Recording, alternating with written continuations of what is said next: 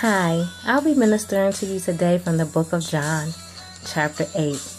And you see, accusations can be pretty mind-boggling to me for the simple fact, oftentimes you will find that those that are accusing you, those that are pointing their fingers, those that are pelting stones, they oftentimes are also caught in the same act themselves, except their situation may have not been exposed.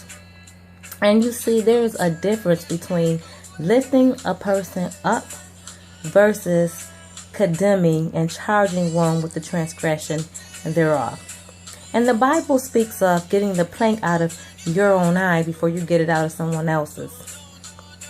And although the Bible speaks of believers judging those that are calling themselves holy, sanctified, and or righteous, for the simple fact that they're supposed to be following after Christ. But in all aspects, God judges the outsiders. In the adulterated story, you will find where the Pharisees and the scribes, they pretty much dragged a woman who was caught in the very act of adultery and said that the law of Moses permits them to stone her. And Jesus tried to ignore them, and he began to write on the ground.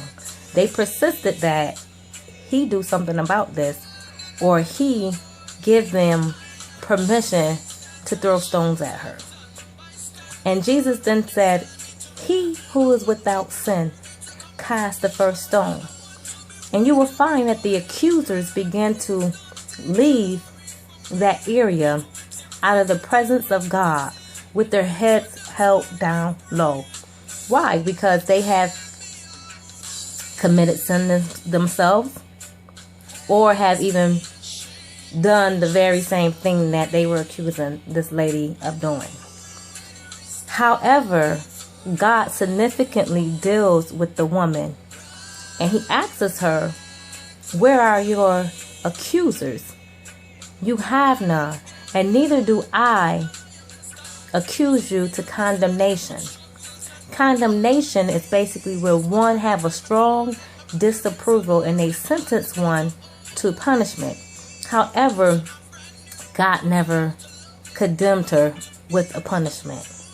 And you see, conscience conviction isn't enough if one do not act out of the complex of their ethical, morals, and principles, controlling their very own actions and thoughts.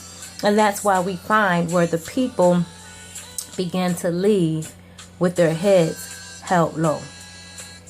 And just like God had told the woman to go and sin no more, that's the word for you today. Go and sin no more. Until next time, my brothers and sisters, be blessed. God loves you.